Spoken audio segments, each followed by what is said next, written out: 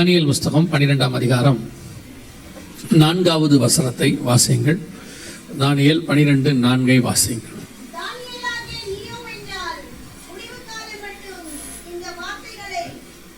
புதைபொருளாக வைத்து வைத்து இந்த புத்தகத்தை முத்திரை போடு, அப்பொழுது அநேகர் இங்கும் அங்கும் ஓடி ஆராய்வார்கள், அறிவும் பெருகி போம் என்றான். கண்களை மூடுவோம்.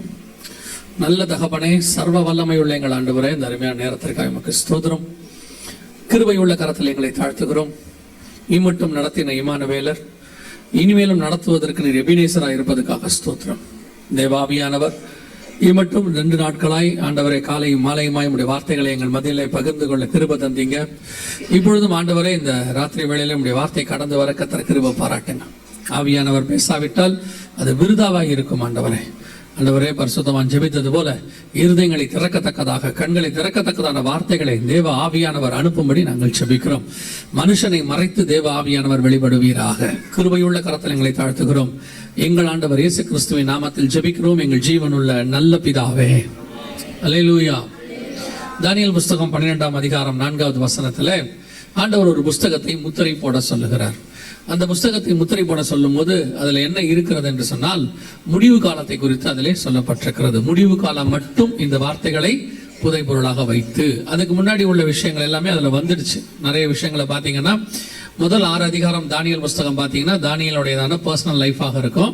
அடுத்த 6 அதிகாரம் பாத்தீங்கன்னா தானியேல்ஸ் ஒர்க்ஸ் சொல்லுவாங்க. அதாவது தானியேலுடையதான தீர்க்க தரிசனங்கள், என்னென்னலாம் நடந்துச்சு, யார் யார் காலத்தில் நடந்துச்சு என்பதெல்லாம் அங்கே இருக்கும்.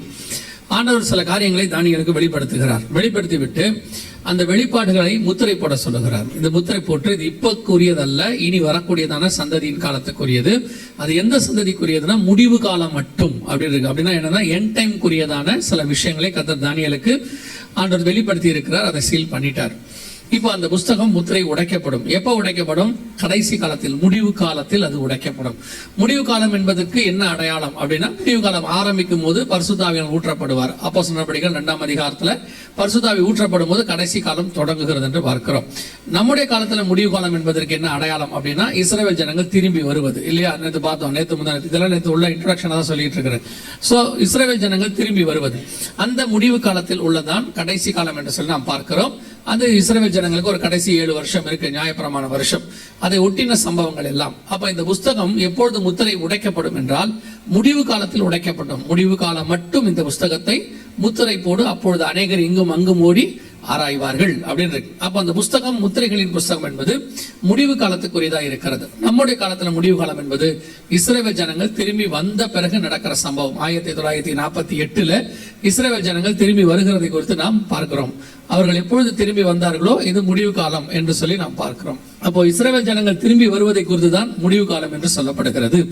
அப்படியானால் நமக்கு 1948க்கு பிறகு நடக்க வேண்டிய சம்பவங்கள், அதற்கு பின்னாடி நடக்கிற எல்லா சம்பவங்களும் அந்த 4ஆம் அதிகாரம் 5ஆம் அதிகாரத்துக்கு பிறகு கொடுக்கப்பட்டிருக்கிறது. குறிப்பாக இப்ப நம்ம என்ன பார்க்க போறோம் அப்படின்னா, வெளிப்படுத்தின விசேஷம் 6ஆம் அதிகாரத்தில் சொல்லப்பட்டிருக்கிறதான ஒரு முக்கியமான விஷயங்களை நாம் பார்க்க போகிறோம். ஏன் அதை நம்ம பார்க்கிறோம் அப்படின்னா, முதல்ல அதுல ஒரு வசனத்தை வாசிங்க. 6ஆம் அதிகாரம் 1வது வசனத்தை வாசிங்க. ஆட்டுக்குட்டியானவர் முத்திரைகளில் ஒன்றை உடைக்க கண்டேன். இப்ப அந்த புஸ்தகத்தை 5ஆம் அதிகாரத்துல அந்த புஸ்தகத்தை பத்தி சொல்லப்படுகிறது. அந்த புஸ்தகத்தை ஆட்டுக்குட்டியானவர் உடைக்கிறார் என்று சொல்லி நாம் பார்க்கிறோம். அந்த முத்திரைகள் உடைக்கப்பட்ட பிறகு அந்த 6ஆம் அதிகாரத்தில் முத்திரைகள் என்னென்னலாம் இருக்கு, அதுக்கு பின்னாடி இருக்கிற சம்பவங்கள் என்ன எல்லாம் சொல்லப்படுகிறது. இப்ப இதை பார்க்கறதுக்கு முன்னாடி ஒரு விஷயத்தை நான் கொஞ்சம் தெளிவுபடுத்தி விட்டு அதுக்கப்புறம் இந்த செய்திக்குள்ள போக விரும்புகிறேன். நாங்க எங்க போனாலும் அந்த தெளிவை சொல்லிட்டு தான் போறோம். இதனால அப்படின்னு கேட்டீங்கன்னா, சில விஷயங்கள் நம்முடைய மைண்ட்ல ஆரம்பத்துல இருந்து போடப்பட்டு இருக்கும். அது அப்போ உள்ளவங்க அவங்களுக்கு கிடைச்ச வெளிச்சத்துல நமக்கு சொன்னது. ஒரு உதாரணத்துக்கு, இப்ப இஸ்ரவேல் ஜனங்களுக்கு மேசியா வருவார்னு சொல்லிட்டாங்க. ஆனா அவர் எப்படி இருப்பார், ஏதா இருப்பாருங்கிற வேதவசன அறிவு அவங்களுக்கு இல்ல. மேசியா எங்க பிறப்பார்னு பைபிள்ல இருக்கு. முதலாவது இயேசு வரும்பொழுது எல்லாமே தெளிவா இருக்கு. எப்படி சிலுவையில் அறையப்படுவார்னு இருக்கு, என்ன இருக்கு, எல்லாமே இருக்கு. ஆனா அவங்களுக்கு அந்த வேதவசன அறிவு இல்லாததுனால மேசியா வருவார்னு மட்டும் மைண்ட்ல இருக்கு. அதனால அவங்க என்ன பண்றாங்க, யோவான் ஸ்நானகனை போய் கேட்கறாங்க, நீர்தானான்னு கேட்கறாங்க. அப்பதான் அவர் சொல்றாரு, நான் இல்ல, எனக்கு பின்னாடி ஒருத்தர் வராரு. ஏன் யோவான் ஸ்நானகனை போய் கேட்டாங்க? யோவான் ஸ்நானகன் அங்க யோர்தான் பக்கத்துல நிக்கிறாரு, வனாந்தரத்துல இருக்கிறாரு, அவர் அங்க இருக்கிறாரு. ஏன் அவரை பார்த்து கேட்கறாங்கன்னா, இவங்களுக்கு மேசியாவை பத்தின அறிவு இருக்கு, மேசியாவை பத்தின வேத வசன அறிவு இல்ல. அந்த வசனத்தினுடைய ஆழம் அவங்களுக்கு தெரியல. ஆனா மேசியா வருவார்னு மட்டும் அவங்களுக்கு தெரியுது. அதனால இவங்க தப்புன்னு நமக்கு சொல்ல முடியாது, தெரியாம தான் போய் கேட்கறாங்க. அதே மாதிரி தான் அது ஒரு இடத்துல யோவான் ஸ்நானகனும் தடுமாறுவார். இயேசு கிறிஸ்துவை அவர் கேட்டு அனுப்புவார், வருகிறவர் நீர்தானா, வேறொருவர். ஏன் இந்த கேள்வி அவர் கேட்கிறாரு? அவர் தானே சொன்னாரு, பரிசுத்த ஆவியானவர் புறா வடிவில் யார் மேல இறங்குறாரோ அவரே ஆவியினாலும் அக்கினினாலும் அபிஷேகம் பண்ணப்படுகிறவன். அவர் தானே சொன்னாரு, அவரே தானே சாட்சி கொடுத்தாரு, இந்த உலகத்தின் பாவத்தை சுமந்து தீர்க்கிற தேவாட்டுக்குட்டி. இப்ப என்னன்னா, நான் இப்படி சொல்றேன்னு உடனே தப்பா சொன்ன நினைச்சுக்காதீங்க. அந்த வெளிப்பாடு இருக்குது, ஆனா வேதத்தில் சொல்லப்பட்டதான விஷயங்கள் அவருக்கு சில காரியங்கள் அந்த இடத்துல புரியல போல, என்னன்னு தெரியாது. ஆனால் இயேசுவை கேட்டு அனுப்புறாரு, வருகிறவர் நீர் தானா. இந்த சந்தேகம் ஏன் வந்துச்சு? திடீர்னு அந்த சந்தேகம் வந்துருச்சு வேறொரு. ஏன்னா இவர் எதிர்பார்க்கிற மேசியாங்கிறது ராஜா, அவர் ஆளுகை செய்வார், ராஜாதி ராஜாவா இருப்பார்னு எதிர்பார்க்கிறாரு. ஆனா நடக்கிற விஷயம் என்னன்னா, இவர் ரோட்ல பிரசங்கம் பண்ணிட்டு இருக்கிறாரு, குருடர்கள் பார்வையடைகிறார்கள், செவிடர்கள் கேட்கிறார்கள், இவர் பாட்டு வேற ஒரு வேலை பார்த்துக்கிட்டு இருக்கிறாரு, அந்த பக்கம் உட்கார்ந்து ஞானஸ்தானம் கொடுத்துட்டு இருக்கிறாரு. அப்ப இவருக்கு சந்தேகம் வருது பாருங்க. அந்த மாதிரிதான் பரிசுத்தவான்களுக்கு கூட சில தடுமாற்றங்கள் வரும். எதுக்கு நான் இதை இவ்வளவு விளக்கம் கொடுக்கிறேன்னா, பெந்தகோஸ்தே உபதேசங்கள்ல, மற்ற உபதேசத்தை விட்டுருங்க, அவங்க இதுல வரவே இல்லை, அவங்களுக்கு இதை பத்தி தெரியவே தெரியாது, அதை விட்டுருவோம். பெந்தகோஸ்தே உபதேசங்கள்ல என்ன இருக்குன்னு கேட்டீங்கன்னா, இயேசு கிறிஸ்துவினுடைய வருகை, சபை எடுத்துக்கொள்ளப்படுதல் அப்படிங்கிறது 4ஆம் அதிகாரத்துக்கு முன்னாடியே நடக்கும்னு எதிர்பார்க்கிறாங்க. நான் சொல்றது புரியுதா? வெளிப்படுத்தின விசேஷம் 3ஆம் அதிகாரம் வரைக்கும் 7 சபையின் காலம் இருக்கு. 7 சபையின் காலம் முடிவடைந்த உடனே வருகை வந்துடுச்சு, அவங்களுடையதான எதிர்பார்ப்பு. 4ஆம் அதிகாரத்துல ஆண்டவர் சொல்றார் யோவான் ஸ்நானகனை பார்த்து, இங்கே ஏறி வா, இவைகளுக்கு பின்பு சம்பவிப்பதை நான் உனக்கு காண்பிப்பேன். இப்ப இந்த இங்கே ஏறிவான்னு சொல்றதை அவங்க எப்படி எடுத்துக்கிட்டாங்கன்னா, 3ஆம் அதிகாரம் முடிஞ்ச உடனே சபையை பார்த்து கர்த்தர் சொல்றாரு இங்கே ஏறிவான்னு. சபை என்ன செஞ்சிருச்சு? ஏறி போயிடுச்சு அப்படின்னு சொல்றாங்க. இப்ப யோவான் எப்போ சபைக்கு ஒத்துமையா மாறினாரு? சபைக்கு ஓமையாக அல்லது உருவமாக ஒரு இடத்துல கூட யோவானை கர்த்தர் என்ன செய்யல, சொல்லல. யோவானை சொல்லும் பொழுது சபைகளுக்கு எழுதுன்னு சொன்னாரு.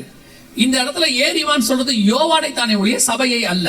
அந்த இடத்துல ஆண்டவர் சொன்னது யோவானை தான், சபையை சொல்லல. இன்னும் நீங்க எடுத்துக்கிட்டீங்கன்னா, யோவானை பார்த்து கர்த்தர் சொல்றாரு, நீ வா, ஆட்டுக்குட்டியாருடைய மனைவியாகிய சபையை நான் உனக்கு காட்டுகிறேன்னு சொல்றாரு. அப்ப யோவான் வேறு, சபை வேறு. யோவானை சபைக்கு ஈக்குவலா நீங்க என்ன பண்ண முடியாது, கொண்டு வர முடியாது. கடைசியா முடிக்கும் போது கூட ஆவியும் மனவாட்டியும் வா என்பார்களாக, கேட்கிறவனும் வா என்பானாக, இவைகளை உங்களுக்கு சாட்சியா எழுதுகிறவன் அவரை பத்தி எழுதுறாரு.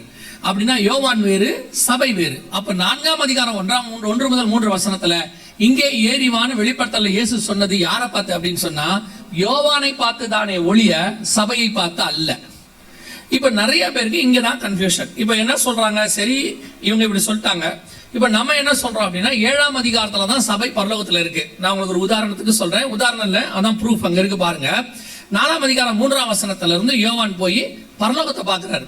இதோ ஒரு சிங்காசனம் வைக்கப்பட்டிருந்தது, அதில் ஒருவர் வீற்றிருந்தார், அவர் பார்வைக்கு பதுமராகத்துக்கும் வஜ்ரக்கல்லுக்கும் ஒப்பாக இருந்தார். சிங்காசனத்தை சுற்றி ஒரு வானவில் இருந்தது, அதை சுற்றிலும் 24 மூப்பர்கள், 4 ஜீவன்கள், 7 ஆவிகள் எல்லாம் எரிஞ்சுக்கிட்டு இருந்து, ஒரு கண்ணாடி கடல் இருந்தது. எல்லாம் இருக்குதா, வரிசையா இருக்குதா? இந்த இடத்துல எங்கேயாவது சபை இருக்கிறது இருக்குதா? சபை நிக்கிற மாதிரி சொல்லப்பட்டிருக்கா? அப்படியே வெளிப்படுத்தின விசேஷம் 7ஆம் அதிகாரம் 9ஆம் வசனத்துக்கு வாங்க. இவைகளுக்கு பின்பு நான் பார்த்த போது சகல கோத்திரத்திலிருந்தும் ஜாதிகளிலிருந்தும் பாஷைக்காரிலிருந்தும் மீட்கப்பட்டதும் ஒருவரும் எண்ணக்கூடாதமாகிய திரளான கூட்டமாகிய ஜனங்கள் வெள்ளை அங்கிகளை தரித்துக் கொண்டு தங்கள் கைகளிலே குருத்தோலைகளை பிடித்துக் கொண்டு சிங்காசனத்திற்கு முன்பாகவும் ஆட்டுக்குட்டியானருக்கு முன்பாகவும் நிற்க கண்டேன். அப்ப சிங்காசனத்துக்கு முன்னாடி என்ன நிக்கிறாங்க? ஒரு கூட்டம் நிக்கிறாங்க. 4ஆம் அதிகாரத்துல அவங்க இல்ல. 5ஆம் அதிகாரத்துல சிங்காசனத்துல உட்கார்ந்து இருக்கிறவருடைய கையிலிருந்து அடிக்கப்பட்ட வண்ணமாயிருக்கிற ஆட்டுக்குட்டியானவர் போய் முத்திரைகளின் புஸ்தகத்தை வாங்க கண்டேன்னு இருக்குதானே? அங்கேயும் இந்த கூட்டத்தை அவர் பார்த்ததா சொல்லல. கரெக்டா 7ஆம் அதிகாரத்துல சொல்றாரு. அப்பதான் கீழே இருக்கிற தூதன் கேட்கிறான், இவர்கள் யார், எங்கிருந்து வந்தார்கள்னு கேட்கிறான். அதுக்கு முன்னாடி இவங்க வரல, இவங்க அதுக்கு முன்னாடி இல்ல. அந்த 7ஆம் அதிகாரம் 9ஆம் வசனத்துல இருக்கிறது தான் நீங்களும் நானும். சபையை பத்தி சொல்லப்பட்டிருக்கு. எண்ணிக்கைக்கு அடங்காத திரளான கூட்டமாகிய ஜனங்கள் வெள்ளை அங்கிகளை தரித்துக் கொண்டு தங்கள் கைகளிலே குருத்தோலைகளை பிடித்துக் கொண்டு, அங்க வசனம் தெளிவா இருக்குது. சபை 7ஆம் அதிகாரம் 9ஆம் வசனத்துல தான் கர்த்தருக்கு முன்பாக நிக்குது.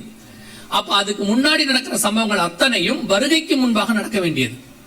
இப்ப நிறைய பேருக்கு 6ஆம் அதிகாரத்தில் நடக்கிற சம்பவத்தை பத்தி நம்ம எடுக்கும் போது, ஐயோ அவர் கல்லோபதேசம் சொல்றாரு, இப்படிதான் சொல்றாங்க. நேரடியா கல்லோபதேசம் சொல்றாரு, 6ஆம் அதிகாரம் இப்ப நடக்காது, வருகைக்கு பின்னாடி தான் நடக்கும். சரி, நான் என்ன கேட்கிறேன், வருகைக்கு பின்னாடி நடக்கும்ன்றீங்க, அப்ப இப்ப எங்க நடக்கிறது? 6ஆம் அதிகாரத்துல நீங்க சொல்றீங்க, நான் இப்ப சொன்ன இவ்வளவு விளக்கத்துக்கும் பதில் என்ன? அப்பனா இந்த 4ஆம் அதிகாரம் 5ஆம் அதிகாரம் 6ஆம் அதிகாரத்துல சொல்லப்பட்டிருக்கிற சம்பவங்கள் எல்லாம் எப்ப நடக்கும்? அதெல்லாம் வருகைக்கு பின்னாடி நடக்கும். அப்ப அதுக்கு முன்னாடி சபை இருக்குன்னா எங்க இருக்கு பைபிள்ல? ஒரு இடத்துல கூட சொல்லப்படல. 24 மூப்பர்களை பத்தி சொல்லும் போது, உங்களுடைய ரத்தத்தினாலே சகல கோத்திரத்திலிருந்தும் ஜாதிகளிலும் நீர் எங்களை மீட்டுக் கொண்டீர். யாரு? 24 மூப்பர்கள் தான் இருக்கு. அப்ப வசனம் தெளிவாக இருக்கிறது. சபை 7ஆம் அதிகாரம் 9ஆம் வசனத்தில் தான் எங்க இருக்கு? பரலோகத்திலே சிங்காசனத்துக்கு முன்பாக நிக்கிது. அதுக்கு முன்னாடி 2 தடவை சிங்காசனத்தை யார் பார்க்கிறது? யோவான் பார்க்கிறாரு. 4ஆம் அதிகாரத்திலையும் பார்க்கிறாரு, 5ஆம் அதிகாரத்திலையும் பார்க்கிறாரு. 2 தடவையும் அங்கே சபை இருந்ததை அவர் பார்க்கவே இல்லை. 7ஆம் அதிகாரத்தில் தான் பார்க்கிறார். எதுக்கு உங்களுக்கு இவ்வளவு விளக்கம் கொடுத்துட்டு இந்த செய்தி ஆரம்பிக்கிறேன்னா, ரொம்ப அசால்ட்டா ஒரு சிலர் ஏறி மைக்க புடிச்சுக்கிட்டு அதெல்லாம் சும்மாங்க அவர் சொல்றது, 6ஆம் அதிகாரம் இப்ப நடக்காதுங்கன்னு பதில் சொல்லவும் தெரியாது, கேட்ட கேள்விக்கு பதிலும் சொல்றது இல்ல. ஆனாலும் சும்மா என்னன்னு கேட்டு பாருங்க. எங்களுக்கு ஒரு காலத்துல சொன்னாங்க, அன்னைக்கு உள்ள பரிசுத்தவான்கள் அவருக்கு கிடைச்ச வெளிச்சத்தில் அப்படி சொன்னார்கள். ஆனால் அந்த காலகட்டம் வரும்போது தெரியும், யோவானை பார்த்து ஒரு காலத்துல கேட்ட மாதிரி தான் அது ஒரு வெளிச்சம் வந்தபோது. இன்னும் கூட சில யூத ஜனங்கள் போய் இஸ்ரவேல் ஜனங்கள் இயேசுவை பார்த்து கேட்கிறாங்க, நீர் தானா அது மேசியா, நீங்க தானான்னு. இயேசு சொல்றாரு, நான் உங்களுக்கு பல முறை சொன்னேன்.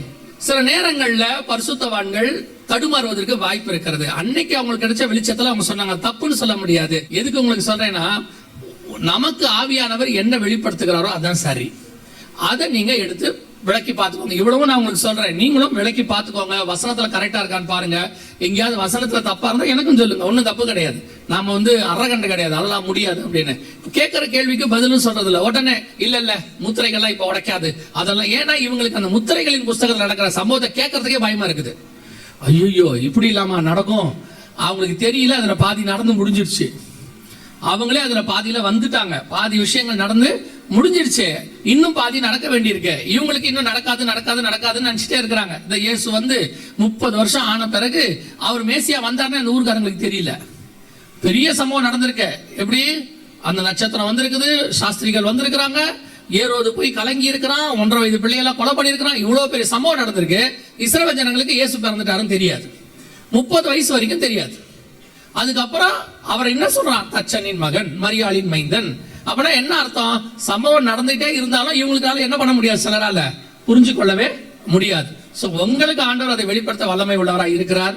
அதனாலதான் அவர் ஆரம்பத்தில் ஜெபம் பண்ணும்போது நல்லா இருந்துச்சு, எவருடைய இருதயத்தை கர்த்தர் திறக்கிறாரோ அவனுக்கு தான் அது போகும்.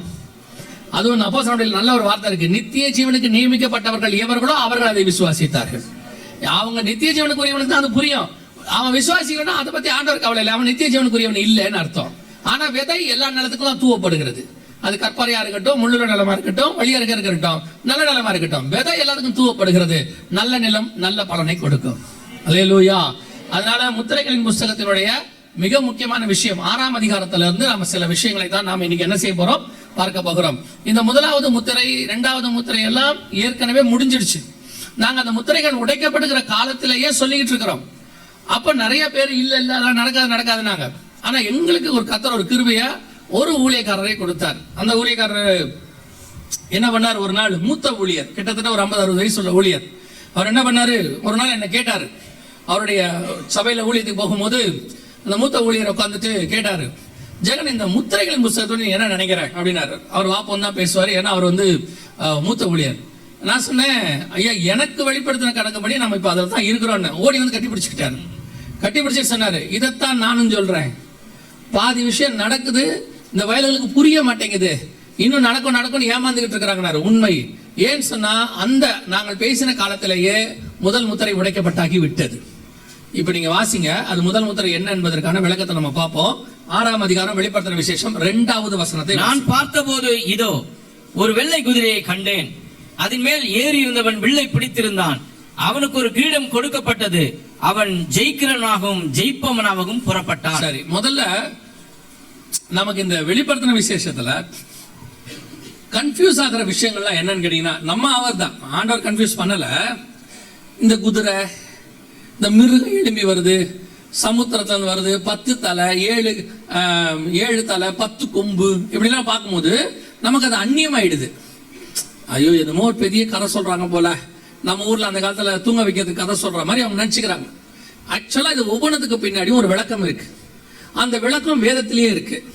நம்முடைய வேலை என்னன்னா அதை தேடி கண்டுபிடிச்சு படிக்கிறது மட்டும். இப்ப நம்மளால முடியாதது என்னன்னா அதை தேடி கண்டுபிடிச்சு படிக்கிறது மட்டும். நமக்கு எப்படின்னு கேட்டீங்கன்னா, வாழைப்பழத்தை கொடுத்தா பத்தாது, அதை உரிச்சு கொடுக்கணும். இன்னும் கொஞ்சம் பேர் இருக்காங்க, உரிச்சு கொடுத்தாலும் பராது, மென்னு கொடுக்கணும். அப்படி ஒரு குரூப் இருக்கு. மெல்றது கூட எங்க அம்மா சொல்லுவாங்க, வாழைப்பழ சோம்பேறிம்பாங்க. அவனுக்கு மென்னு சாப்பிடறது கூட என்ன இருக்காது. ஆமா அதெல்லாம் ஒரு சிலர்லாம் இருக்காங்க. நான் எவ்வளவு பாடு அனுபவிச்சிருக்கேன் தெரியுமா, உங்களுக்கு தெரியாதுல்ல. 11 மணிக்கு எனக்கு ஃபோன் பண்ணுவாங்க, பிரதர் அந்த அதிகிறிஸ்து பேர் என்ன அப்படிம்பாங்க. நான் என் நம்பரே மாத்திட்டேன், நிஜமா நடந்தது, நம்பரே மாத்திட்டேன். அவங்களுக்கு நான் கொடுத்த மெசேஜை திருப்பி போய் கேட்டு கண்டுபிடிக்கிற அளவுக்கு என்ன இல்லை, அவங்களுக்கு நேரம் இல்லை, பொறுமலா இல்லை, நேரம் இல்லை, ரொம்ப பிஸி. புரியுதா உங்களுக்கு? அவங்களுக்கு அவ்வளவு பிஸி. ஃபோன் பண்ணி உடனே அவங்க எப்படி வச்சிருக்கிறாங்கன்னா, நாள் ஒருத்தர் இருக்காமல அவனுக்கு அடி ஃபோன் அப்படின்ற அளவுக்கு ஏதாவது ஒன்று தெரியணும்னா தேடி கண்டுபிடித்து ஆராய்ந்து படிங்கள்னு பைபிள் சொல்லுது. அவங்க ஆராய்ந்தெல்லாம் படிக்க மாட்டாங்க. அவங்களுக்கு எல்லாம் எடுத்து எடுத்து ஊட்டி விடணும். இப்ப இருக்கிற ஜெனரேஷனுக்கு மென்னு கொடுக்கணும். நாங்க போய் எங்களை போய் மெல்ல சொல்றீங்க, வாயெல்லாம் வலிக்குது அப்படிங்கிற ஒரு குரூப் இருக்கு. அதனால நல்ல கவனிங்க, நமக்கு ஆண்டவர் கொடுத்திருக்கிற வேலை தேடி கண்டுபிடிச்சு படிக்கிறது. அதை நீங்களும் நானும் தான் செய்யணும். ஆனா இதுல ஆண்டவர் நமக்கு கொடுக்காத வேலை என்னன்னா யோசிக்கிறது. என்னது? ஆமா, நீங்க யோசிக்காதீங்க. யோசிப்பான், இந்த மிருகம் என்னவா இருக்கும், 7 தலைங்கிறாங்களே, 7 தலைனா என்ன? நீங்க யோசிக்கவே யோசிக்காதீங்க. அதுக்கான விளக்கம் அங்கேயே இருக்கு. முந்தின நம்ம ஊர்ல பாத்தீங்கன்னா முன்னாடி கணக்கு கொடுத்துருவாங்க, ஆன்சர் பின்னாடி கொடுத்துருவாங்க. புக்ல பாத்திருக்கீங்களா நீங்க? பின்னாடி இருக்கும் ஆன்சர். இவங்களுக்கு வேலை என்னன்னா இந்த கேள்வியை போட்டுட்டு ஆன்சரை போட்டுட்டு கரெக்டா வருதான்னு பாக்கிறதுக்கு தான் ஆன்சர் கொடுத்துருப்பாங்க. நம்மால் வேலை என்னன்னா நேரா ஃபர்ஸ்ட் ஆன்சருக்கு போயிடுவான். ஆன்சருக்கு போயிட்டு அப்புறமா தான் கேள்வியே பார்ப்பான், இல்லையா? இப்ப நமக்கு ஆண்டவர் என்ன பண்றாரு, நீங்க நேரா ஒரு இடத்துல ஆன்சரை கொடுத்தா நேரா கண்டுபிடிச்சு அங்க போயிருவீங்க. அதனால ஆன்சரை பிச்சு பிச்சு பைபிள் ஃபுல்லா போட்டு விட்டாரு. 66 புத்தகத்திலையும் பிரிச்சு கொடுத்துட்டாரு. நீ 66 படி. படிச்சாதான் என்ன கிடைக்கும்? ஆன்சர் கிடைக்கும். இப்ப நாம இந்த ஆன்சர் தான் பார்க்க போறோம். எதுக்குன்னா, இப்ப இந்த 6ஆம் அதிகாரத்துல 4 குதிரை இருக்குது. வெள்ளை குதிரை, சிவப்பு குதிரை, கருப்பு குதிரை, மங்கின நிறம் உள்ள குதிரை அப்படின்னு இருக்கு. 6:2 வெள்ளை குதிரை, 6:4 சிவப்பு குதிரை, 6:5 கருப்பு குதிரை, 6:8 மங்கின நிறம் உள்ள குதிரை. இந்த குதிரைனா என்ன முதல்ல அது நமக்கு தெரியணும்ல. குதிரை என்பது என்ன அப்படின்னு கேட்டீங்கன்னா, இப்போ ஒரு நூதனமான உபதேசம் வந்திருக்கு. அதையும் சொல்லிட்டு நான் போறேன். உங்களுக்குலாம் இது நான் இந்த செய்தியை நீங்க உங்களை யாரும் கன்ஃபியூஸ் பண்ணிடக்கூடாதுங்கிற ஒரே நோக்கம் தான் எனக்கு. இப்போ ஒரு புதுசா ஞானம் பொத்துக்கிட்டு ஒரு குரூப் வந்திருக்கு. என்னன்னு கேட்டா, பழைய ஏற்பாடு வேணாம், பழைய ஏற்பாடு வேஸ்ட், பழைய ஏற்பாடு முற்றிற்று, தேவையே இல்லைன்னு. இதுங்களுக்கு முத்திருச்சு. பழைய ஏற்பாடு முற்றிட்டு இல்ல, இவங்களுக்கு முத்திருச்சு. நல்லா முத்தி காது வழியா வழியுது இப்ப மூளை. அந்த அளவுக்கு இருக்கு. ஏன் பழைய ஏற்பாடு வேணாம்னா, இவங்களுக்கு பழைய ஏற்பாடு 39 புக் இருக்கு. படிக்கிறதுக்கு ரொம்ப என்னவா இருக்கு, கஷ்டமா இருக்கு. நீங்களே நம்ம ஆளுங்களாம் பாருங்களேன், உங்கள எத்தனை பேர் என்னாகமத்தையும் 1-4 முழுசா படிச்சிருக்கீங்க? அவங்க ஒருத்தர் படிச்சிருக்கிறாங்க பாருங்க, அவங்க வாழ்க்கையை வெறுத்துட்டாங்கன்னு அர்த்தம். இவங்களோட வாழ்றதுக்கு பேசாம இந்த 1-4 படிக்கலாம் அப்படின்னு சொல்லி பார்த்திருக்கீங்களா? 1-4 ஏன் படிக்க மாட்டாங்க தெரியுமா? அவன் இவனை பெற்றான், இவன் அவனை பெற்றான், அவன் இவனை பெற்றான் வந்துகிட்டே இருக்கும். 2 அதிகாரம் படிச்சோம், நமக்கு என்ன தோணும், எவன் எவனை பெற்றான் நமக்கு என்ன? உண்மை அப்படித்தானே இருக்குது. எனக்கு தோணுதான் நான் உங்களுக்கு சொல்றேன். ஆரம்பத்துல எனக்கு 4 படிக்க மாட்டேன் நான். அதுவும் எப்படி ஜம்ப் படிப்பேன்னு கேட்டீங்கன்னா, அந்த அவனை பெற்றான் குட்டி குட்டியா இருக்கும். கடைசி அந்த அதிகாரத்துல எவனை பெற்றான் முடிச்சது குட்டியா முடியும். அந்த இடத்துல தாண்டி அப்படியே போயிட்டே இருப்பேன். இந்த எண்ணாகமத்திலயும் அதான் அப்படிதான் இருக்கும். இந்த கோத்திரத்துல இத்தனை 1000 பேர், இந்த கோத்திரத்துல இத்தனை 1000 பேர்னு வந்துகிட்டே இருக்கும். எந்த கோத்திரத்துல யார் எத்தனை 1000 வந்தா நமக்கு என்ன அப்படின்னு நமக்கு தோணும். அதனால இந்த பல நேரத்துல இந்த பழைய ஏற்பாடு இதெல்லாம் நம்ம என்ன செய்ய மாட்டோம், படிக்க மாட்டோம். இப்பவும் சொல்றேன், நாளாகமத்திலும் கர்த்தருடையதான வெளிப்பாடு இருக்குது, எண்ணாகமத்திலும் கர்த்தருடைய வெளிப்பாடு இருக்கு. உங்களுக்கு ஒரு விஷயம் புரிஞ்சுக்கணும், யூதங்கையில இருக்கிறது பாதி பைபிள், நம்ம கிட்ட இருக்கிறதா முழு வேதாகமம். அவனுக்கு நிழல் தான் அவங்ககிட்ட இருக்கு, நெஜம் நம்ம கிட்ட இருக்கு. அந்த நெஜம் அவங்ககிட்ட இல்லாதனால தான் இன்ன வரைக்கும் அவனால இயேசுவை கண்டுபிடிக்கவே முடியல. இன்ன வரைக்கும் அவனால ஏன் இயேசுவை கண்டுபிடிக்க முடியல? அந்த கண்டுபிடிக்கிற நெஜம் நம்ம கிட்ட இருக்குது. ஆனா கர்த்தர் நம்மை நேசித்து மொத்த வேதாகமத்தையும் கையில கொடுத்திருக்கிறார். அதனால யாராவது பழைய ஏற்பாடு வேணாம் முற்றிட்டுனா நீங்க சொல்லிருங்க, எனக்கு உன்னை பார்த்தா தெரியுது முத்திட்டு, அதனால நீ போயிடு, நான் தேவையானது நானே என்ன செய்யறேன் பட்சிக்கிறேன்னு சொல்லுங்க. தானியேல் புஸ்தகம் இல்லாமல் வெளிப்படுத்தின விசேஷம் புரியாது. லேவியராகமம் இல்லாமல் எபிரேயர் புஸ்தகம் புரியாது. ஏசாயா புஸ்தகம், சங்கீதத்தில் உள்ள தீர்க்க தரிசனங்கள் புரியாமல் மத்திய எழுதின சுவிசேஷம் புரியாது. மத்திய எழுதின சுவிசேஷம் ரெஃபரன்ஸ் கொடுத்துக்கிட்டே இருப்பாரு, இந்த தீர்க்க தரிசனம் நிறைவேறிட்டு. இதெல்லாம் வேணும்னா பழைய ஏற்பாடு கண்டிப்பாக வேணும். இதுக்கு உங்க சொல்றேன், ஏன்னா இப்ப நூதனமான உபதேசம் நிறைய வருது. நேற்று நான் காலையில பேசின மாதிரி, அதாவது சர்ச்சு மட்டும் இருக்கிற காலத்துல ஒரு பிரச்சனையுமே இல்ல. கள்ள உபதேசம்னா யாராவது ஒருத்தர் தெரியாம நம்ம ஏத்திட்டாதான் உண்டு. இப்ப அப்படி இல்ல, உங்க கையிலேயே சர்ச்சு வந்துருச்சு. நீங்க எல்லாரும் இப்ப எப்படி ஆயிட்டீங்க? இப்ப ஹோட்டலுக்கு காத்தோட செயல்படுறீங்க. அவரு டிவி வச்சிருக்கனால அது கரெக்டா சொல்றாரு. நான் வேற ஆளு, நான் வேற ஒண்ணு சொல்றேன். இப்ப முந்தியெல்லாம் நாங்க ஹோட்டலுக்கு போனோம்னா இட்லி கேட்டா இட்லி கிடைக்கும், தோசை கேட்டா தோசை கிடைக்கும். இப்போ ஒண்ணு வந்திருக்குது மினி டிஃபன், தெரியுமா உங்களுக்கு? யாருக்காவது கேள்விப்பட்டிருக்கீங்களா? ஹோட்டல்ல மினி டிஃபன் இருக்குதா? இருக்கு. மினி டிஃபன் சொல்லிட்டீங்கன்னா தோசை, இட்லி, ஒரு வடை, ஒரு காஃபி, சட்னி, சாம்பார், ஒரு ஸ்வீட் எல்லாம் வந்துருது. முந்தி அப்படி இல்லை, தோசைனா வெறும் தோசை தான் கிடைக்கும். அந்த மாதிரி ஒரு காலத்துல சர்ச்சுனா இங்கே தான் இருக்கும், அவங்கவுங்களுக்கு அவங்களுக்கு சர்ச் இருக்கும், அவ்வளோதான். இப்போ அப்படி இல்லை, ஃபோன் வந்த காலத்துல இருந்து மினி டிஃபன் மாதிரி சர்ச் வந்துருச்சு உங்களுக்கு. இப்போ நீங்க ஆராதனையா நாகர்கோயில்ல அங்கே போயிடலாம், ஜெபிக்கலாம் வாங்க, ஜெபமா நாகர்மாடிக்கு போயிடலாம், அண்ணங்கிட்ட போயிடலாம். செய்தியா உங்களுக்கு பைபிள் ஸ்டடி வேணுமா ஸ்ரீலங்காக்கு போயிடலாம்.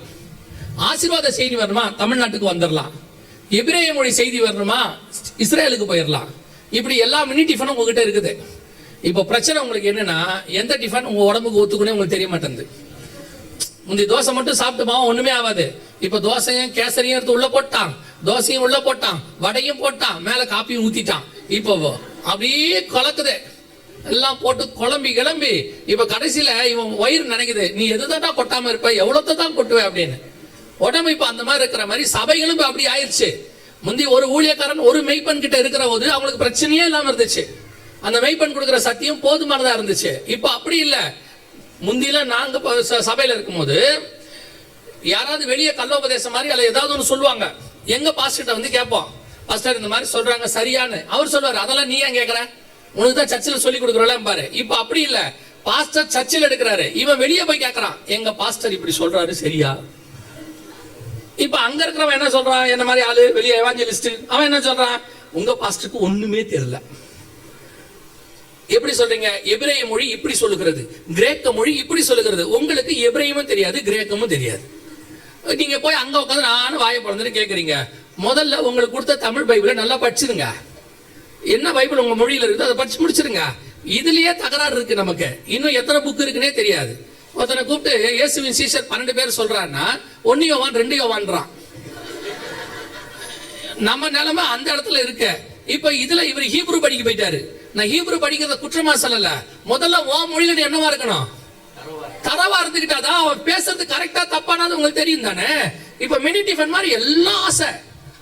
ஒரு விஷயம் தெரிஞ்சுக்கொள்ளுங்க, தேவையானதை தெரிந்து கொள்வது எவ்வளவு முக்கியமோ அவ்வளவு முக்கியம் தேவை இல்லாததை தெரிந்து கொள்ளாமல் இருப்பது. உங்களுக்கு தேவை இல்லாதது நீங்க தெரிஞ்சுக்க வேண்டிய அவசியம் இல்ல, அவ்வளவுதான். நீங்க இப்ப என்ன கடைசி காலம் கூகுள் வந்த பிறகு எல்லாம் தெரிஞ்சுக்கிறான். நீங்க கொரோனால பார்த்திருப்பீங்க, கிட்டத்தட்ட 75% மக்கள் டாக்டர் ஆயிட்டான் இல்லையா. அவனுக்கு தெரிஞ்ச மெடிசனை போட்டுக்கிட்டே இருக்கான்.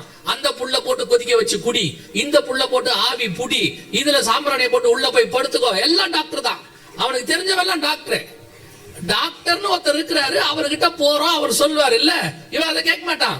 இப்ப நம்ம கேட்டா சொல்றான். ஒரு பையன் என்கிட்ட சொன்னா, 9 வயசு பையன், அங்கிள் உங்களுக்கு தெரியுமா எனக்கு ஓசிடி ப்ராப்ளம் இருக்குன்னா. எனக்கு முதல்ல ஓசிடினால என்னன்னு தெரியாது, அதான் இப்ப பிரச்சனையே. அவங்கிட்ட முதல்ல ஓசிடினா என்னடான்னு கேட்டேன். அங்கிள் அது ஒரு டிப்ரெஷன் சம்பந்தப்பட்டதான ஒரு வியாதின்னா. நான் கேட்டேன், எனக்கு 9 வயசுல இதெல்லாம் ஒண்ணுமே தெரியாது, உனக்கு எப்படி தெரிஞ்சிச்சுன்னு. அவன் சொன்னான், கூகுள் சொல்லிச்சுன்னா. சரி கேட்டேன், கூகுளுக்கு எப்படி தெரிஞ்சிச்சு, நீ எப்படி கூகுள் சொல்றத நம்புறேன்னா. கூகுள் வந்து ஓசிடிக்கு என்னென்ன சிம்டம்ஸ் இருக்குதுன்னு சொல்லுதோ அத்தனையும் என்ன செய்யுது, எனக்கும் இருக்குது. அப்ப எனக்கு ஓசிடி தானே. கூகுள் பொதுவா சொல்லுது. இப்போ தலைவலி இருந்தா அதுக்கு நிறைய காரணம் இருக்கு. தூக்கம் இல்லாம இருந்தாலும் தலைவலி வரும், கண்ணு பவர் கெட்டு போனாலும் தலைவலி வரும். இப்போ மைக்ரைன் சொல்லுவாங்க, அது வந்தாலும் தலைவலி வரும். இப்போ கூகுள் என்ன கொடுக்கும், உங்களுக்கு ஒத்த தலைவலி இருந்தால், உங்க கண்ணு சரியாம இருந்தா உனக்கு தலைவலி வரும்னு சொல்லிடும். அப்ப தலைவலி வர்றவனுக்கு எல்லாம் கண்ணு சரியில்லைன்னு அர்த்தமா இல்ல இல்லையா. எனக்கெல்லாம் டயத்துக்கு சாப்பிடாட்டி தலைவலி வந்துடும் இல்லையா. யோசிச்சு பாருங்க, கல்யாணம் பண்ணவனுக்கு தலைவலின்றது நார்மல்.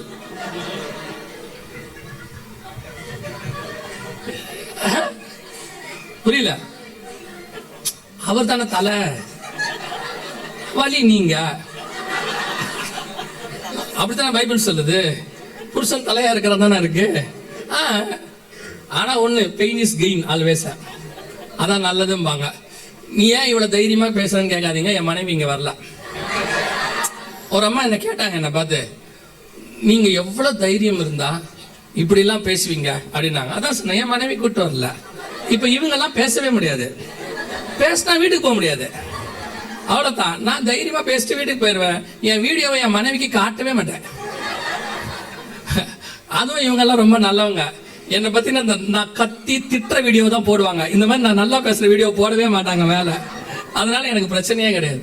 கவனிச்சுக்கொள்ளுங்க, அப்போ நாம பல நேரத்துல தேவையில்லாததையும் என்ன பண்றோம், ஸ்டஃப் எடுத்து உள்ள போடுறோம். தேவையானதை தெரிந்து கொள்ளணும், மஸ்ட். தேவையில்லாததை தெரிந்து கொள்ள கூடாது, மஸ்ட். அது ட்ராஷ், குப்பை. அந்த குப்பை நமக்கு தேவையில்லை. அதனால தான் ஆண்டவர் சொல்றாரு, சாத்தானின் ஆழங்கள் என்கிற ஆழத்தை நீ அறிந்து கொள்ளாமல் இருக்கிறதுன்னு பாக்குறேன்றாரு.